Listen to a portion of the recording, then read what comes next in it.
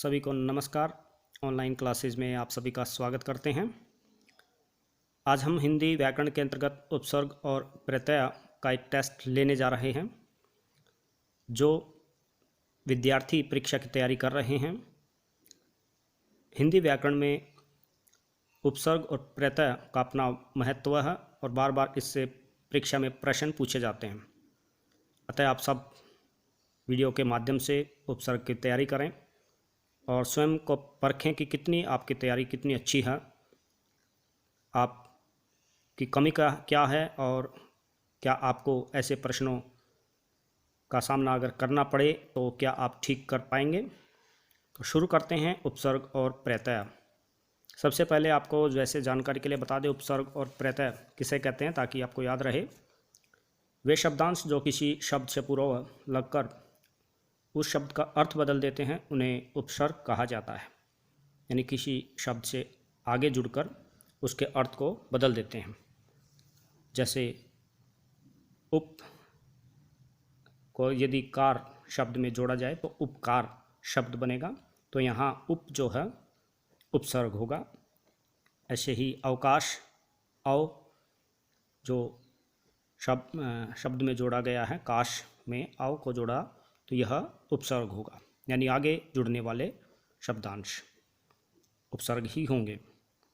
संस्कृत के उपसर्ग, हिंदी के उपसर्ग और आगत उपसर्ग, तीन भागों में उपसर्ग को बांटा गया है। याद रखें, संस्कृत के कुल 22 उपसर्ग जो हैं प्रचलित हैं। कई बार ये पूछा जाता है कि संस्कृत भाषा से कितने उपसर्ग जो हैं प्रयुक्त हैं, तो 22 याद रखेंगे आप। हिंदी के अपने उपसर्ग की संख्या 10 मानी जाती है। ऐसे ही 12 उपसर्ग ऐसे हैं जो आगत यानी विदेशी भाषाओं से हिंदी में प्रयोग किए जाते हैं। अब बात करते हैं प्रत्यय। यह भी ऐसे ही याद रखना है, जैसे उपसर्ग आगे जुड़ता था वैसे ही प्रत्यय को पीछे जोड़ा जाएगा किसी शब्द में यानी बाद में, क्योंकि प्रति का अर्थ होता है साथ में, लेकिन बाद में आया चलने वाला होता है। तो प्रत्यय का अर्थ है शब्दों के साथ यानी बाद में चलने वाला। वे शब्दांश जो शब्दों के बाद में जोड़े जाते हैं यानी अंत में जोड़े जाते हैं और नया शब्द बनता है, उसे प्रत्यय कहा जाता है। जैसे यदि बात करें जादूगर, जादूगर एक शब्द को लेते हैं। जादू में यदि गर जोड़ दिया जाए तो जादूगर शब्द बनता है, गर इसका प्रत्यय होगा। ऐसे ही चाय वाला, चाय के साथ वाला आपने प्रत्यय जोड़ा है तो चाय वाला में वाला प्रत्यय होगा। प्रत्यय दो प्रकार के होते हैं, कृत प्रत्यय और तदित प्रत्यय। याद रखें, कृत जो प्रत्यय हैं वो धातु से बनते हैं, यानी क्रिया के साथ क्रिया के मूल रूप में अंत में जोड़कर जो प्रत्यय नया शब्दांश बनाते हैं उन प्रत्ययों को कृत प्रत्यय कहा जाता है। जैसे पढ़ना के साथ वाला जोड़ दें तो पढ़ने वाला, तो यहाँ वाला जो है प्रत्यय जोड़ा पढ़ना में, पढ़ना एक क्रिया है तो इसलिए यह कृत प्रत्यय के अंतर्गत आएगा। ऐसे ही तदित प्रत्यय जो है, तदित में संज्ञा, सर्वनाम या विशेषण शब्दों के बाद जो प्रत्यय जोड़ा जाता है वे शामिल किए जाते हैं। जैसे मानव के साथ यदि ता जोड़ें तो मानवता बनेगा, तो इसलिए यह प्रत्यय तदित प्रत्यय कहलाएगा। अब चलते हैं आपके टेस्ट सीरीज की ओर। इस टेस्ट में आपको जो प्रश्न दिए जाते हैं उसके 4 ऑप्शन दिए जाएंगे, विकल्प दिए जाएंगे। वैसे ही परीक्षा में आपसे पूछे जा सकते हैं। आप स्वयं अपने उत्तर साथ में लिखें और देखें कि आप कितना स्कोर अच्छा कर पाते हैं। साथ में हम आपको उत्तर भी बताएंगे, आंसर भी बताएंगे, तो साथ में आप टेस्ट कर सकते हैं और याद रखें। तो देखिए सबसे पहला प्रश्न, उपसर्ग का प्रयोग होता है। ऐसे ऑप्शन मिलेंगे आपको, शब्द के आदि में, शब्द के मध्य में, शब्द के अंत में, इनमें से कोई नहीं। आप चूज़ करें और नोट कर लें। अब आपको आंसर बताते हैं। शब्द के आदि में, आदि का अर्थ होता है आरंभ में, तो उपसर्ग याद रखना आरंभ में जोड़े जाते हैं। आगे चलते हैं।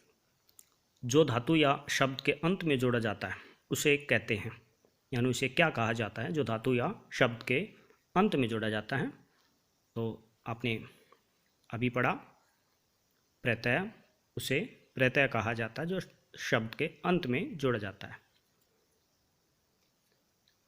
अगला प्रश्न, प्रख्यात में प्रयुक्त उपसर्ग क्या है?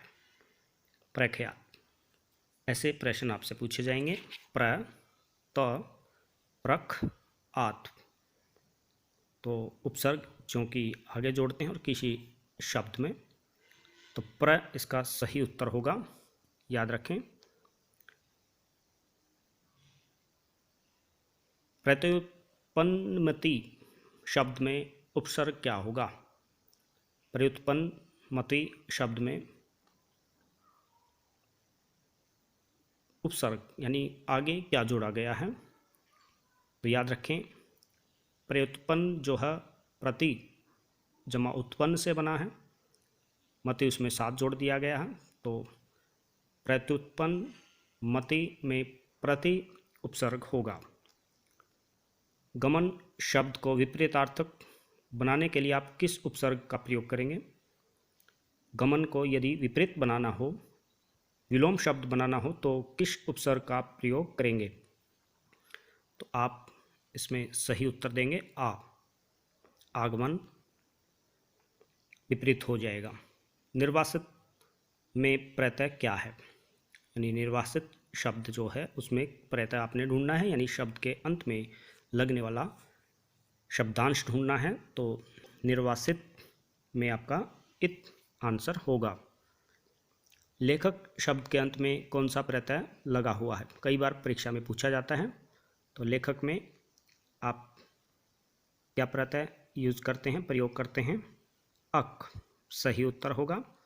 आप साथ में अपने नोट करते रहें, अपने उत्तर साथ में लिखें, हमारे से पहले लिखें, ताकि बाद में मिलान हो सके। अनुज शब्द को स्त्रीवाचक बनाने के लिए किस प्रत्यय का प्रयोग करेंगे? यानी अनुज शब्द के अंत में क्या जोड़ें जिससे वह स्त्रीलिंग बन जाए?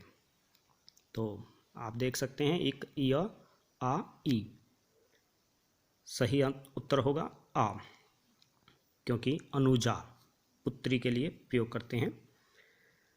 सुत शब्द को स्त्रीवाचक बनाने के लिए आप किस प्रत्यय का प्रयोग करेंगे? ऐसे प्रश्न पूछे जा सकते हैं। सुत, तो आप इसमें सुता आ जोड़ेंगे, जैसे स्त्रीलिंग बनाते हैं आ।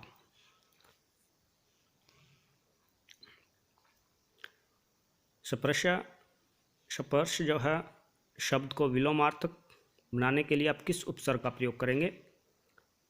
यानी स्पर्श जो होता है छूना, तो अ इसमें उपसर्ग आप जोड़ देंगे, अस्पर्श हो जाएगा, यानी जिसको न छुआ हो।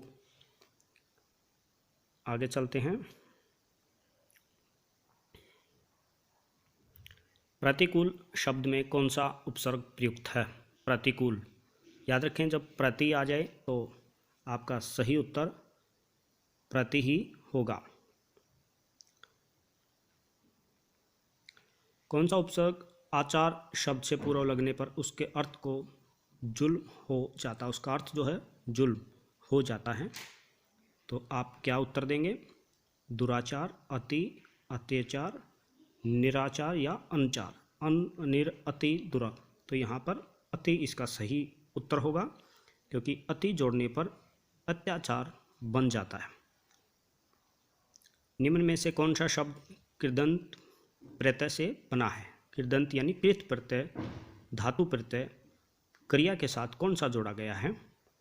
तो आप देखिए, रंगीला, बिकाऊ, दुधारू, कृपालु, तो सही उत्तर होगा बिकाऊ। किस शब्द में आवा प्रत्यय नहीं है? ऐसे प्रश्न पूछे जाएंगे। दिखावा, चढ़ावा, लावा, भुलावा। तो आप देखें कौन सा उत्तर आपका सही होगा। लावा सही उत्तर होगा, क्योंकि इसमें आगे कोई शब्द नहीं है। इनमें कौन सा शब्द समूहवाचक प्रत्यय नहीं है? समूह जिसके लिए प्रयोग किए जाने वाले प्रत्यय, लोग, गण, वर्ग, प्रेस।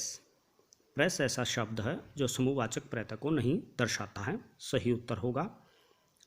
व्यवस्था से पूर्व कौन सा उपसर्ग लगाएं कि उसके अर्थ विपरीत हो जाए? आसान है, अव्यवस्था, आपने पढ़ा होगा अ। निम्न में से किस शब्द में प्रत्यय का प्रयोग हुआ है? विकल्प, अलक, पुलक, धनिक। तो सही आंसर होगा इक। किसमें जुड़ा है? धनिक। ये आपने सही चुनना है। निम्न में से किस शब्द में प्रत्यय लगा हुआ है? सागर, नगर, अगर मगर, जादूगर। जैसे कि हमने पहले पढ़ा था, जादूगर, गर प्रत्यय इसमें लगा हुआ है। किस शब्द में उपसर्ग का प्रयोग हुआ है?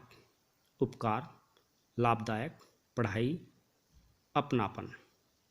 तो आप इसमें उपसर्ग ढूंढेंगे उपकार। क्यों? क्योंकि उप इसमें जोड़ा गया है। लाभदायक में दायक कोई शब्द नहीं है, अगर लाभ जोड़ेंगे। पढ़ाई अपने आप में क्रिया है। अपनापन में प्रत्यय जुड़ा है, ना कि उपसर्ग, इसलिए उपकार सही उत्तर होगा। अनुवाद में प्रयुक्त उपसर्ग क्या है?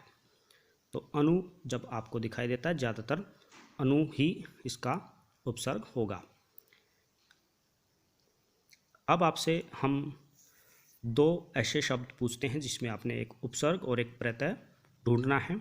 कमेंट बॉक्स में आप उत्तर लिखकर भेजें ताकि आपकी तैयारी का भी पता लगाया जा सके। ये आज के लिए आपके लिए एक सवाल है, प्रश्न है, जो आपने स्वयं अपनी प्रतिभा को दिखाने के लिए बताना है। पहला है, अधोगति में क्या उपसर्ग होगा? अधोगति। और दूसरा है, अड़ियल शब्द में क्या प्रत्यय जोड़ा गया है? अड़ियल।